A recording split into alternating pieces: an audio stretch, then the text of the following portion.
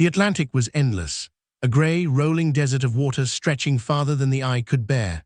Upon it drifted a small lifeboat, its wooden sides bleached by salt, its ropes stiff from spray and cold. Inside lay the remnants of a German U-boat crew, exhausted, hollow-eyed, half-conscious. Their uniforms were torn, streaked with oil and seawater.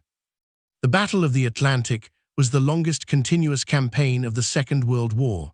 It began on the very first day of the conflict in September 1939 and did not truly end until the final months of 1945. It was not fought on land or in the air, but in the cold, deep waters stretching between North America and Europe. On these waters traveled the lifelines that sustained Britain, convoys of merchant ships carrying food, fuel, weapons, soldiers, and the essential materials of war. Britain was an island nation, and without the constant arrival. If this story resonated with you, please subscribe to the channel, like it, spread the word, and tell us where you're watching from. Of these supplies, it would slowly starve. Germany understood this, and so the struggle for the Atlantic was not simply about ships, it was about the survival of nations. The weapon Germany relied on was the U-boat, the Unterseeboot. Slim, low to the water, and built for stealth, these submarines moved silently beneath the surface. Early in the war they hunted alone, but as Allied defenses strengthened, German commanders adapted. They formed what became known as wolf packs, coordinated groups of U-boats spread across expected convoy routes. When one spotted a convoy, it shadowed the formation and sent radio signals to nearby submarines. Soon, a pack formed. Coordinated nighttime surface attacks followed, quick, violent, chaotic. A convoy lit by flames of burning ships was a terrifying sight in the mid-Atlantic darkness. To protect these convoys, the Allies developed the convoy escort system. Destroyers, corvettes, frigates, and aircraft patrolled constantly. They scanned the horizon for periscopes, listened for propellers with hydrophones, and dropped depth charges into the unseen darkness below. Every sound, every echo, every disturbance in the water brought a surge of tension. The escorts were hunters and guardians, but they were also frequently overextended and under constant threat. Submarine warfare was a life lived in confined steel. U-boats carried crews of around 40 to 50 men. They slept in shifts, sharing bunks. Air grew stale after days submerged. Saltwater mixed with diesel fumes. The cold was constant. Food grew mold. Fresh water was rationed. On long patrols, the smell of unwashed bodies, machinery oil, and damp metal became suffocating, yet the crews were trained to endure this without complaint. Combat was sudden and unforgiving. When a U-boat attacked a convoy, it revealed itself, and once detected, the hunter often became the hunted. Depth charge attacks shook the submarine like a tin can struck by a hammer. Metal groaned under pressure. Light bulbs burst. Bolts vibrated loose. The submarine could not withstand too many hits. The hull was strong, but the ocean was stronger. A direct rupture meant water, crushing, cold, instant flooding in. For those inside a sinking U-boat, choices were few. Escape hatches existed, but surfacing under attack meant exposure, shrapnel, machine gun fire, and the freezing ocean. Even if they reached the surface, survival was not assured. The Atlantic was vast. Ships moved on. Orders often forbade rescue operations, especially when enemy submarines could still be nearby. To rescue was to linger. To linger was to risk torpedoes. And so the sea became a graveyard. Thousands of sailors, German, British, American, Canadian, disappeared beneath the waves. Entire crews vanished with no final message, no wreckage found, no names returned home. Families received only silence. Yet despite the brutality of the campaign, moments of rare humanity emerged, when men saw not uniforms, but other men. These moments were never strategic. They were personal decisions made in the smallest fragments of time, and they were costly. The story of the German survivors drifting at sea belongs to one such moment, where war's rules collided with conscience, and one American captain chose to act against everything he had been ordered to do. And to understand that moment, we must look closely at the U-boat involved, its patrol, and its final battle in the Atlantic. The submarine in question was U-175, a German-type IXC U-boat operating in the North Atlantic. Launched in 1941 and commanded by Kapitän-Lieutenant Heinrich Bruns, it was part of Germany's effort to cut the supply routes supporting the Allied war effort. In April 1943, U-175 was on its third war patrol, tasked with intercepting convoys traveling from the United States to Britain. Its crew had already spent weeks at sea. Fatigue and strain were constant companions. On 17 April 1943, U-175 made an approach on convoy HX-233, but the U.S. Coast Guard cutter Spencer, acting as an escort, picked up the submarine on sonar. Depth charges rained down, the sea shook, the hull trembled. Bruns was forced to surface, a desperate move signaling the end of combat capability. On the surface, Spencer's crew opened fire. The submarine was hit repeatedly. Flames licked across the deck. Bruns was killed in the fighting. With the U-boat sinking beneath them, surviving crew leapt into the icy Atlantic. Some managed to inflate rafts, others clung to floating debris, and then the ocean began to widen. The conv continued forward. Escort ships moved on. The survivors were left to the sea. They drifted, cold, soaked, and slowly weakening. This is where the moment of decision would soon occur, when an American captain, aware of the risks and the orders forbidding rescue, saw not enemy sailors, but human beings about to vanish into the Atlantic. And the next chapter begins with the human side of that drifting struggle and the moral weight that followed. The sea does not kill quickly, it waits, it weakens, it erodes the body and the mind piece by piece. For the survivors of U-175, the Atlantic was no longer a battlefield. It had become an endless expanse of silence and slow suffering. The struggle was no longer against enemy ships or depth charges, but against thirst, cold, exposure, and the steady fatting of will. Those who had climbed into the lifeboat were soaked to the bone. Salt water clung to their clothes and skin, drying into white crusts that cracked with movement. Their lips split, their tongues swelled. The first day, they still spoke to one another. They tried to recall navigation, to debate distance, to estimate where the convoy had gone. But these conversations grew shorter as exhaustion dried the voice from every throat. The Atlantic sun could be blinding during daylight. The men shielded their faces with sleeves or hands, but fabric remained wet and heavy. Beneath them, the sea was a slow, rolling surface of indifference. It gave no land, no ship, no point of reference. Only horizon blending into horizon. At night the temperature dropped sharply. The cold cut through the body and settled deep in muscle and bone. Some men shivered uncontrollably, others, too exhausted, stopped shivering at all, which was far more dangerous. Hypothermia does not always arrive with violence. Sometimes it comes as quiet numbness, a sense of sinking inside oneself. The psychological collapse began quietly. One sailor stared too long at the waves. Another closed his eyes and refused to open them. Some murmured prayers. Others muttered fragments of orders or memories, speaking to no one. The mind, deprived of food and water, begins to drift. Time becomes unanchored. A minute and an hour feel the same. There were moments when the lifeboat was silent, except for breathing, slow, labored, fragile, and the sound of water against the hull. They tried to collect rainwater on 2 occasions, holding out pieces of canvas, but the skis gave little. When thirst deepened, they tasted the ocean. A few sips, enough to worsen everything. Salt water accelerates dehydration. The sea gives nothing. The men had been trained for combat, discipline, orders, systems of command.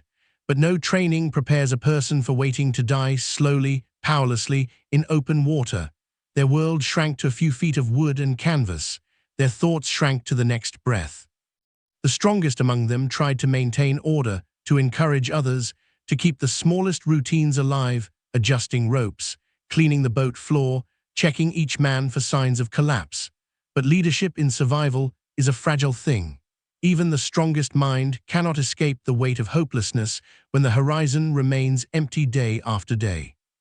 They had seen men die on submarines, they had seen ships break in half, but those deaths had been sudden, clear, final. The slow decline in the boat was harder to witness, harder to share, harder to endure. It was during one of these nearly silent hours, when thought had faded into numbness, that a lookout lifted his head. Something was on the horizon. Not a wave, not a cloud. A ship. And with that sight, suffering would meet choice, because rescue was not guaranteed. In fact, it was forbidden. And the men aboard that ship were under orders that directly opposed helping them. During the Second World War, the United States Navy maintained a clear and strict operational doctrine regarding survivors of enemy vessels in contested waters. Do not rescue. The reason was brutally practical. U-boats were known to use survivor groups as bait. When an Allied destroyer or escort ship slowed or stopped to collect survivors, it became vulnerable, a stationary target for torpedoes from submarines lurking nearby. The rule was simple. Keep moving, protect the conv, do not risk the many to save the few. Commanders understood it, crews understood it, the sea made logic sharp and merciless. But logic and conscience are rarely aligned. When the American cutter Spencer sighted the drifting survivors of U-175, its captain, Commander Harold S. Burdine, faced a decision for which no manual could fully prepare him. The message was already known. A U-boat had recently engaged and been sunk. Where there were survivors, there could also be another submarine hidden beneath the surface, waiting. The conv had to continue. The escorts had to maintain formation. Stopping meant risk, not only to the Spencer, but to the hundreds of men and thousands of tons of supplies that traveled under its protection. Yet when Burdine looked through his binoculars, he did not see torpedoes or threat. He saw men, cold, weak, dying. They were Germans, they were enemy combatants, men who hours earlier had been attempting to sink Allied ships, perhaps killing merchant sailors, men who had signed up to fight for a regime responsible for devastation across Europe. But war is fought by human beings, not symbols. Up close, the difference between enemy and ally is often only the color of a uniform and the language of a shout. Some of Burdine's men argued that rescue was dangerous. Others believed leaving the survivors to the sea was simply the reality of war. Duty required forward motion. But something in Burdine refused to look away. His crew waited for his order. Keep speed or turn toward the lifeboat. Sea wind, silence, the weight of a decision that would not change the course of the war, but would define the measure of a man. The ship began to turn. Not because the regulations changed, but because the captain did. And that turn, that single motion across the water, led to the decisive moment of the story. The moment where compassion crossed into defiance. The lookout aboard USCGC Spencer had first noticed the object as a faint irregular shape breaking the rhythm of the waves. At first, it seemed like driftwood, another remnant of war scattered across the sea, but as the ship remained on course, the shape did not disappear. It held, it rose and dipped in the swell. Someone raised binoculars. A moment of stillness followed. Lifeboat. The word traveled across the deck, quiet at first, then repeated with heavier weight. Men gathered, scanning the horizon. The bridge grew tense. They all knew what that meant, survivors, likely German, likely from the submarine they had just driven to the ocean floor. For a brief moment, there was no discussion of rescue. The instinct of trained sailors was to react, to assist those adrift, but war did not move by instinct. War moved by rules. On the bridge, Commander Harold S. Burdine remained composed. His officers waited. No one spoke yet. The air carried only the sound of the sea and the steady hum of the ship's engines. Survivors in the water meant danger. A U-boat attack could come in pairs. Some submarines surfaced again hours later. Others hovered just below, silent, waiting for rescue ships to stop. If Spencer slowed, even briefly, it could become a target. The convoy under its protection could lose its escort, and dozens of merchant sailors could die as a result. The message had been drilled into every escort commander across the Atlantic. Do not stop, do not rescue, do not risk the convoy. Yet the binoculars did not show distant enemy silhouettes or hidden torpedo tracks. They showed men. Weak, huddled, barely conscious. One was waving an arm that had no strength behind it. Another leaned forward in a posture of collapse. Their boat rocked unevenly as though its occupants no longer had the energy to balance it. The scene was not tactical. It was human. Burdine lowered the binoculars slowly. He looked at his officers. A quiet decision formed, not from logic, but from something older, something that had survived inside him despite the war. One officer finally spoke, voice steady. "Orders are clear, sir." Another added, "Convoy must remain protected. We can't risk it." Burdine didn't immediately respond. He walked to the bridge window and watched the lifeboat as it drifted alone across the endless expanse. He knew these men likely had families. He knew that they had fought for an enemy nation. He also knew that the choice made in that moment would live with him long after the war ended. The ocean was wide. The war was larger than any one life, but morality does not measure scale. It reacts to what is directly in front of us. Burdine exhaled. His voice, when it came, was quiet but final. "Helm, bring us toward the lifeboat." A silence fell across the bridge. No challenge, no repetition needed. The ship began to turn, its bow angled toward the dying men in the water. Spray broke against the hull as the destroyer moved through the swells. The engines did not slow yet, but the direction had changed. And that was the point where the rules of war and the instinct of humanity separated. The conv continued on without pause, trusting that Spencer would return to formation. But for the next minutes, the full focus of the crew narrowed to one fragile wooden boat, and the fadding lives within it. The rescue had not yet begun, but the decision had been made, and everything that followed would flow from that moment of choice. The Spencer reduced speed carefully, mindful of the sea conditions and the lifeboat drifting ahead. Any misjudgment could swamp the survivors. The deck crew assembled without command. They already knew what to prepare: lines, blankets, stretcher, medical kit, hooks for recovery. The silence was not hesitation, it was gravity. As the American ship drew closer, the German survivors stirred. One tried to stand but collapsed to his knees. Another attempted a weak salute, whether as surrender or simple instinct, no one could say. Their faces were gaunt, their eyes sunken, their skin burned and cracked from salt and sun. There was no strength left to shout for help, only the faint awareness of a ship that did not move away. "Throw the lifelines." Coils of rope arced through the air, striking the water near the lifeboat. Two survivors reached, fumbling with numb fingers. A third simply stared, unable to act. The first American crewman to climb down the ladder and onto the recovery net was pharmacist's mate Alfred Karcher. He had seen injuries from torpedo blasts and burns from engine fires, but the suffering in that lifeboat was different. It was quieter, slower, more intimate. As he approached, he did not see uniforms at all. He saw men who were about to die. He began assisting the first survivor into a harness, speaking calmly, though the men likely did not understand the words. Tone mattered more than language. The German sailor's body was so weakened that his arm felt no heavier than a rope. The crew above lifted carefully, slowly, avoiding shock to the heart. On the Spencer's deck, American sailors gathered to help. Some looked on with conflicted expressions. These were enemy submariners. They had sunk ships. They had killed Allied sailors. Some in the Spencer's crew had lost friends to U-boat attacks. The emotional distance between rescue and resentment was tight. But when the first survivor collapsed onto the deck, shivering, eyes half closed, breath shallow, hostility dissolved. Whatever war had made them, in this moment, they were simply human beings in need of warmth and water. Blankets wrapped around shoulders. Canteens were held to cracked lips. Some of the Germans tried to speak thanks.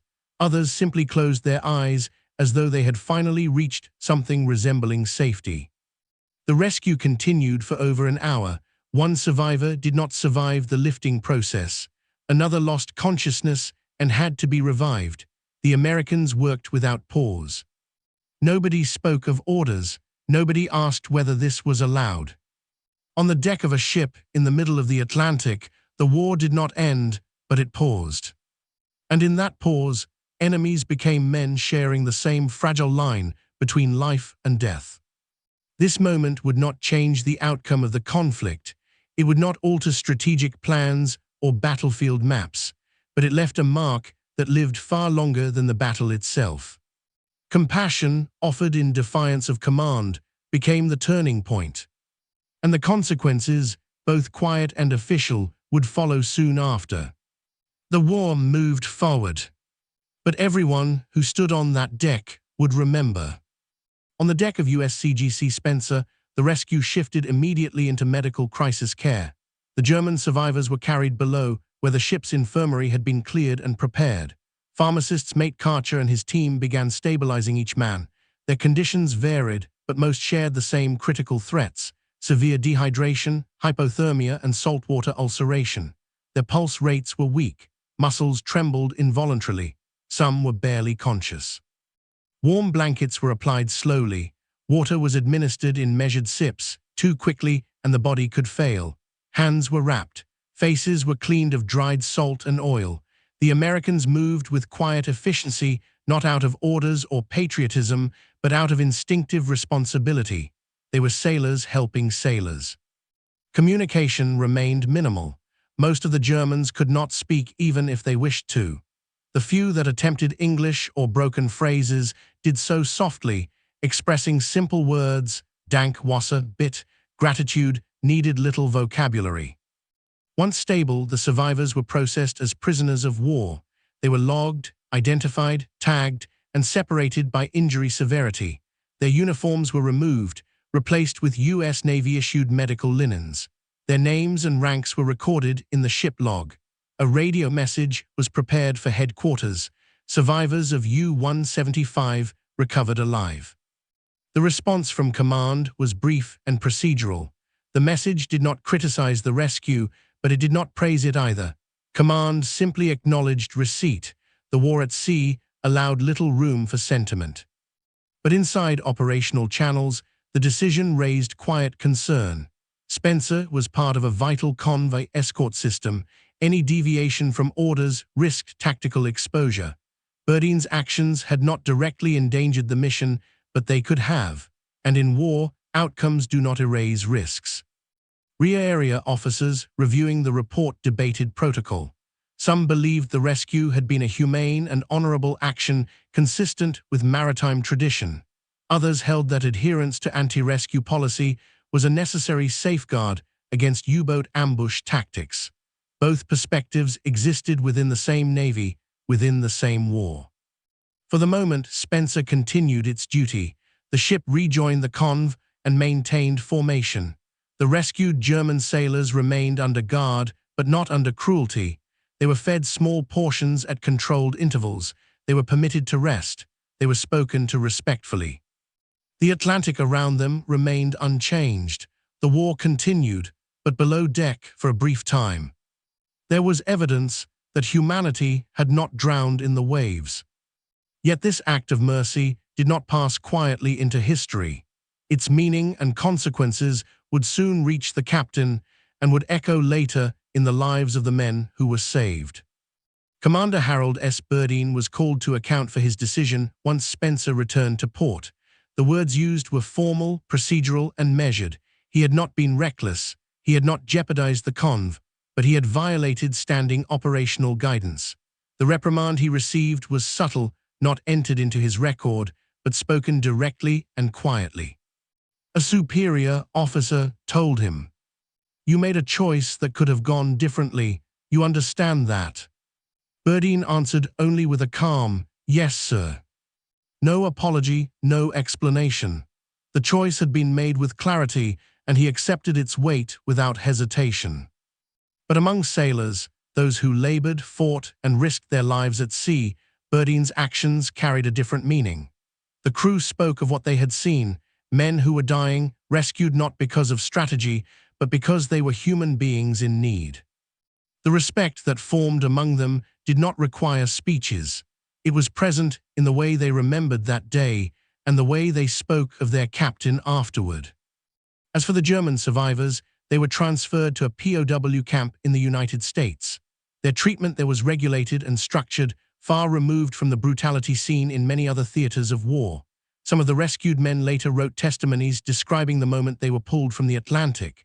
They remembered the rope lines, they remembered the hands that lifted them, and they remembered the silence, not hostile, not triumphant, simply steady and human.